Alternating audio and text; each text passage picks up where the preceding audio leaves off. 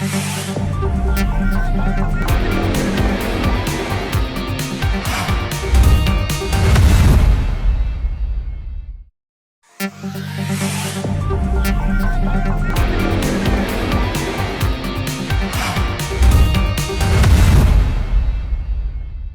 প্রচারে কলকাতা টিভি আজ দুর্গাপুর পশ্চিমের প্রার্থী কবি দত্তর সঙ্গে।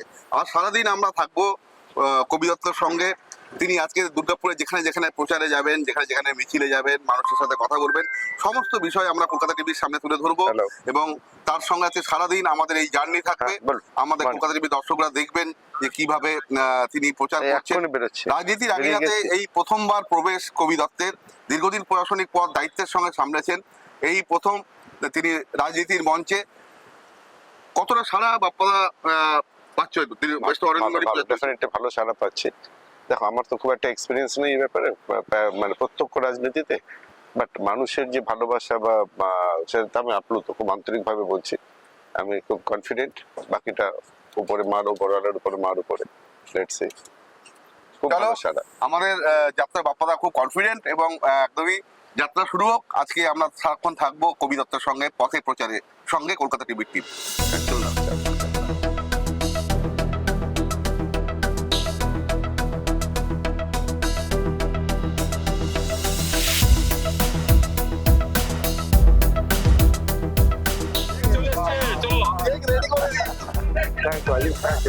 কবিদের কাছে ভোলা যাবে না।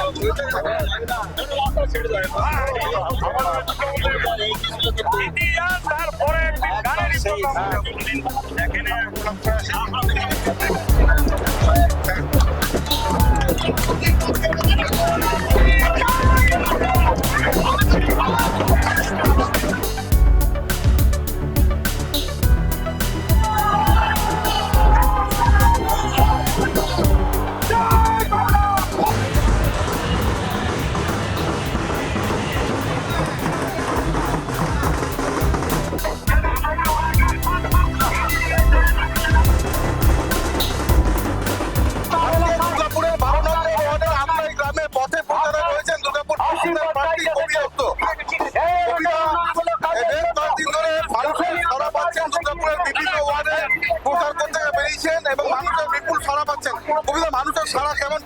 খুব ভালো, অসাতিত সারা। দেখো, আমার তো অভিজ্ঞতা ছিল না, কিন্তু আমি তো আপ্লুত, মানুষের ভালোবাসাতে আমি আপ্লুত এবং আমি খুব আশাবাদী। বিরোধী যে প্রতিপক্ষ যারা রয়েছে তাদেরকে কতটা শক্তিশালী মনে করছেন, কিভাবে লড়াই করবেন? এবার তো যারা প্রতিপক্ষ, এটা তো আমার কাছে কোনো যুদ্ধ নয়, আমি এটা একটা প্রতিযোগিতা বলে মনে করছি। ঠিক আছে, আমার জীবনে প্রথমবার। এবার আমি দেখি, দেখো, বিরোধী বলে কোনো ব্যাপার নেই, এটা it's a competition who can make the society even better. এটাই। এই যে নানান রকমের কুরুচিকর মন্তব্য করছে, এগুলো হচ্ছে কষ্ট তো হয় অবশ্যই, কিন্তু এইভাবে বলে নি, এটা যার যার শিক্ষা, যার যার ইয়ে আর কি, কৃষ্টি সংস্কৃতি, এই হিসাবে দুঃখ লাগে। দেখো, এরা তো আমার বন্ধুই, ভাই হয় এরা, হ্যাঁ বন্ধুই হয়। তো আমি রিয়েলি মন খারাপ হয়, কিন্তু বুঝে গেছি যে এটা ওদের বাধ্যবাধকতা, ওদের রাজনীতি করতে গেলে ওদের করতে হবে, আমি ওর মধ্যে নেই। এই যে মানুষের যে বিপুল সাড়া পাচ্ছে, এবারে দীর্ঘদিন প্রশাসনিক পদ সামলেছেন, এরপরে প্রশাসনিক পদ সামলানোর পরে এবারে আপনাকে দল থেকে নির্বাচিত করা হয়েছে পশ্চিমে দাঁড়ানোর জন্য। মানুষের আপনি যদি জয়ী হয়ে আসেন, মানুষের ভোটে জয়ী হয়ে এলে আপনি প্রথম কি কাজ থাকবে আপনার? এইভাবে চিন্তা করিনি, কাজ তো প্রচুর আছে। উন্নত সমাজকে আরো সার্বিকভাবে, মানে ওই দুটো রাস্তা, চারটে পাইপলাইন নয়, সমাজকে আরো উন্নততর করার ইচ্ছা রইল। যদি উপরওয়ালা চান, মা চান, চেষ্টা করুন সার্বিক উন্নয়ন। দুর্গাপুরবাসীর উদ্দেশ্যে কি বলবেন? হয়তো প্রচারের শেষে রোকে আমরা, এরপরে যদি করে প্রচার বন্ধ হয়ে যাবে, শেষ কি মেসেজ দেবেন দুর্গাপুরবাসীকে? দুর্গাপুর পশ্চিমে আপনার বিধানসভার প্রার্থী। দুর্গাপুরের একটা নিজস্ব সংস্কৃতি, কৃষ্টি, সার্বিক একটা অন্য ফিল আছে, যেটা সত্যি সত্যি পৃথিবীর সব জায়গা থেকে আলাদা। এবার যারা আমরা দুর্গাপুরবাসী, তারা আমরা এটা সবাই জানি, সেই কৃষ্টিটা যেন বেঁচে থাকে, সেটার দায়িত্ব আপনাদের, এটাই বলবো।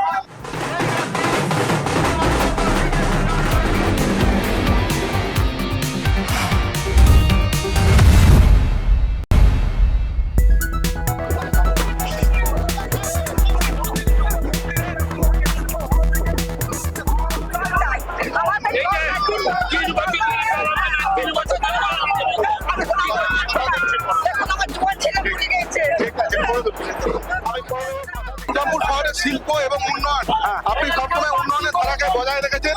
তিনি চেয়ারম্যানের পদ সামলে আপনি শহরকে সাজিয়ে তুলছেন, দুর্গাপুর শহরকে একটা নতুন মাত্রা, নতুন রূপ দিতে চলেছেন। বিধায়ক যদি আপনি দিতে আসেন, দুর্গাপুরের উন্নয়নকে আরো কোন জায়গায়, মানে আরো কোনো ইন্ডাস্ট্রি, অনেক কাজ বাকি, অনেক কাজ বাকি। এবার চেষ্টা করতে হবে।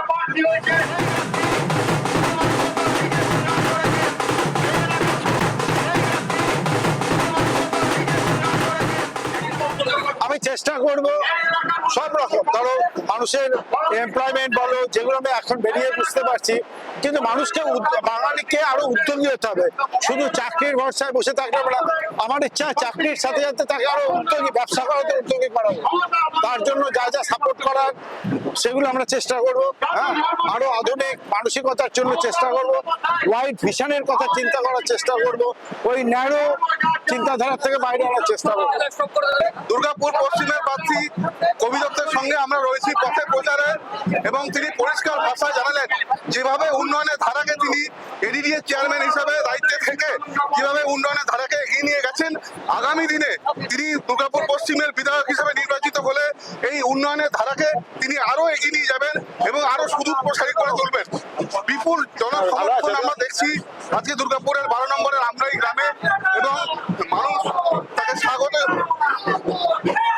বিভিন্নভাবে মানুষ স্বাগত জানাচ্ছেন কবি দত্তকে, এবং এই পথের প্রচারে এই বিপুল সমর্থন মানুষের দেখে এটাই মনে হচ্ছে যে আবারও ক্ষমতায় দুর্গাপুর পূর্ব এবং পশ্চিম দুটো বিধানসভাতেই তৃণমূল ব্যাপকভাবে জয়লাভ করবে।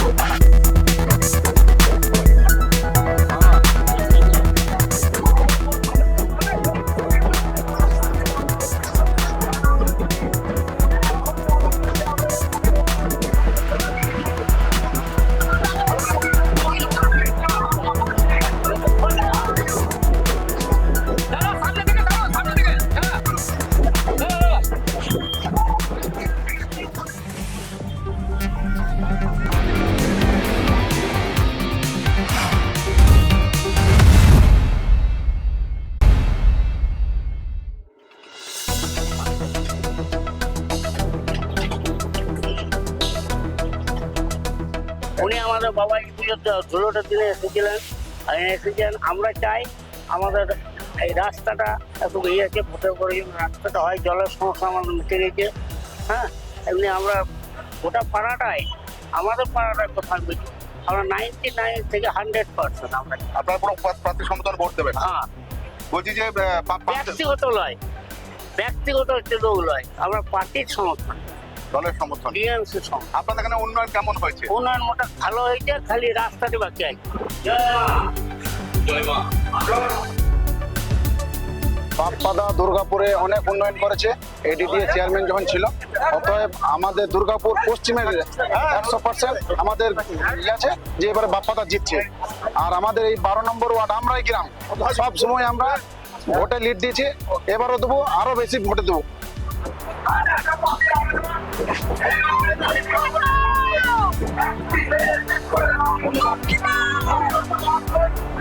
দাদা সামনে ঢোকো না দাদা, একটু আমাদের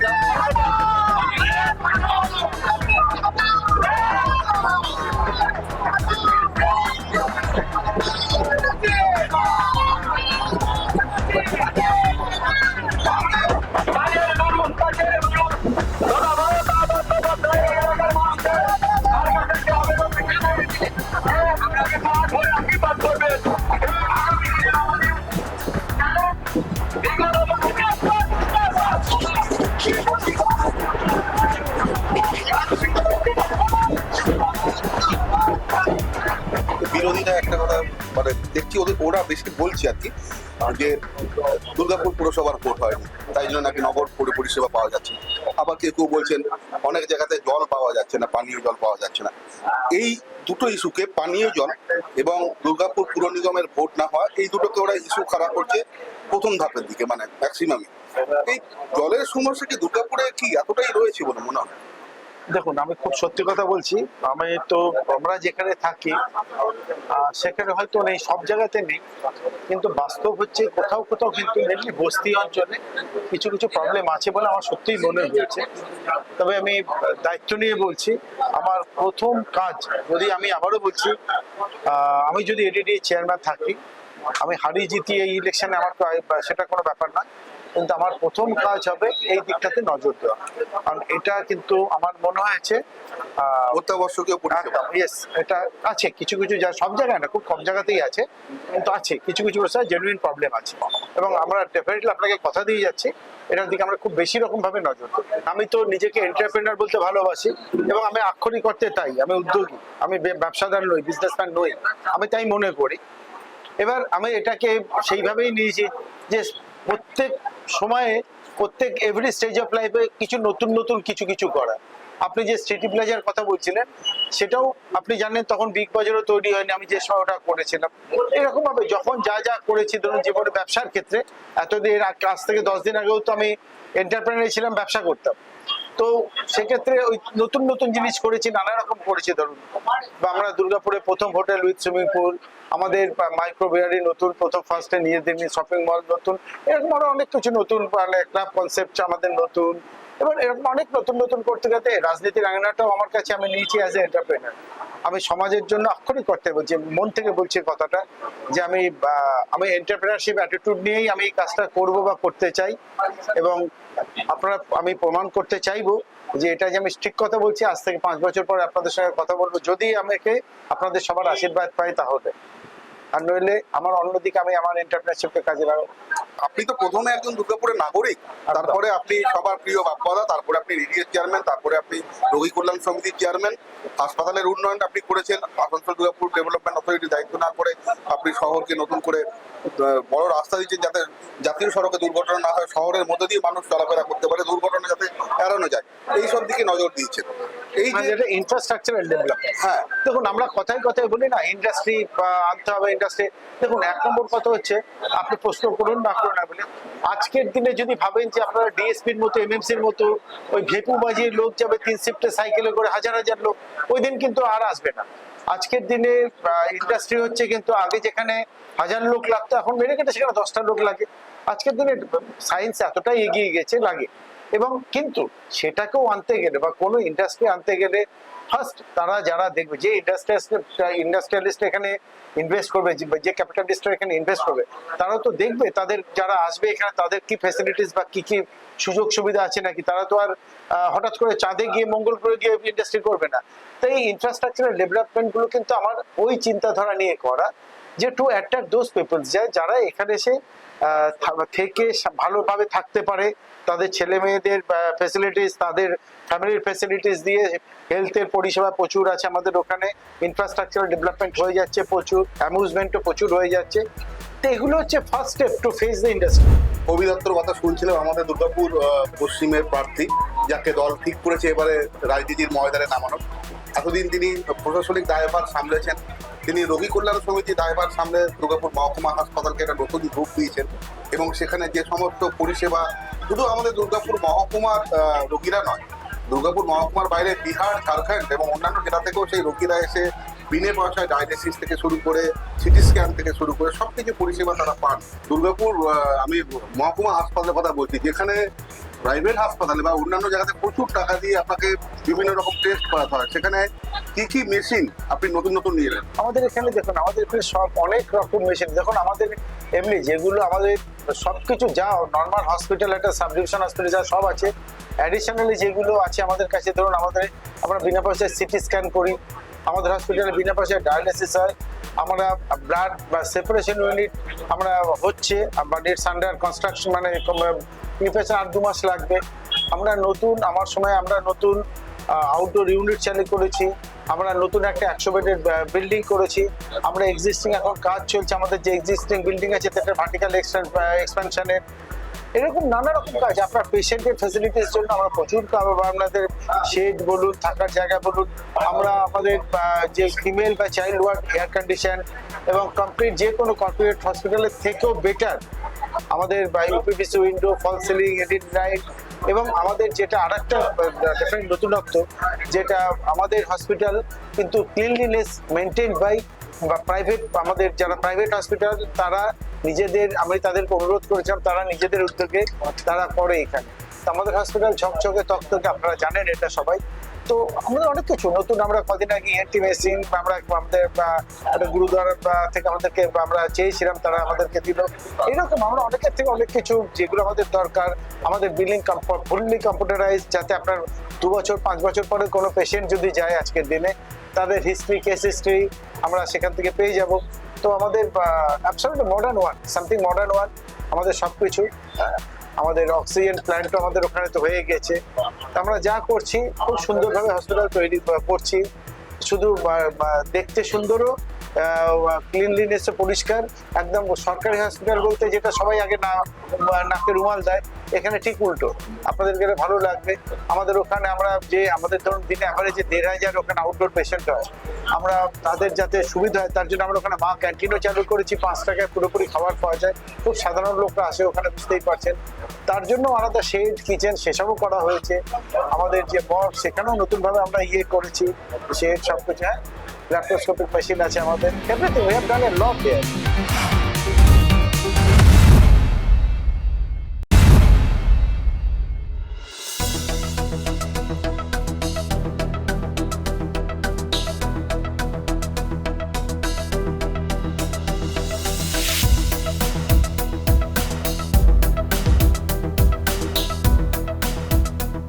রাজনীতিতে নেমেই অন্যান্য যে সমস্ত নেতৃত্বরা প্রথম থেকেই পাঞ্জাবি করলে রাজনীতিতে সাথে আছে, পাঞ্জাবি করতে হবে, তারা যেভাবে মানে পায়ে মানে এত হেঁটে হেঁটে বিভিন্ন জায়গায় মিটিং মিছিল সভা করেন, সেইভাবে তো কবিতা অভ্যস্ত নন। আজকেও কবিতা প্রায় দীর্ঘক্ষণ অনেকক্ষণ পথে প্রচারে ছিলেন, আমরা তো সঙ্গী ছিলাম এই কলকাতা টিভি। তো এইটা একটা নতুন কি বলবো, মানে একটা নতুন একটা হলো আর কি, এক্সপিরিয়েন্স হলো। না, আমি তোমাকে সঞ্জীব বলি আরো কথা। আসানসোল দুর্গাপুর ডেভেলপমেন্ট কি অথরিটি কিন্তু পুরো জেলা, পশ্চিম বর্ধমান জেলা, মানে র্যাগিং ফ্রম তোমার ওদিকে নিরসা বর্ডার থেকে শুরু করে আমাদের জেলার সীমানা ছাড়িয়ে আমরা কিন্তু আরো বলছি হাউসগাঁ এইসব দিকেও কাজ করি।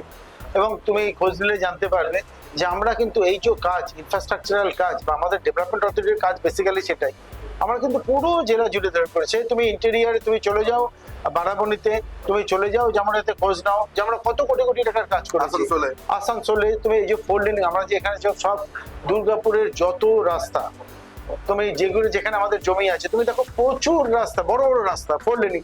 আমাদের এখানে তুমি বেনাচিটি থেকে শুরু করে, বেনাচিটির এই 54 ফুট থেকে দিয়ে শুরু করে একেবারে বিধাননগর পর্যন্ত অত বড় রাস্তা আমরা কমপ্লিট 4 লেনিং করছি, হয় আন্ডার কনস্ট্রাকশন বা হয়ে গেছে কোনো করে। আর শুধু 4 লেনিং নয় কিন্তু, এবং শুধু এই রাস্তা না, যতগুলো মেন রোড, যত বেশ মানে রোড আছে দুর্গাপুরের যে কোনো জায়গাতে, সে সাগরভাঙা হোক, বিধাননগর হোক, সিটি সেন্টার হোক, আমরা সব 4 লেনিং করেছি। সব জায়গায় প্রচুর আলো, যাতে রাত্রিবেলায় কারো অসুবিধা না হয়, এবং প্রপার গার্ডেনিং, তোমার প্রপার তার মধ্যে আমাদের সবকিছু, ওয়াটার এটিএম থাকবে আলাদা, সব ফুড এবং নানা রকম কিয়স্ক থাকবে।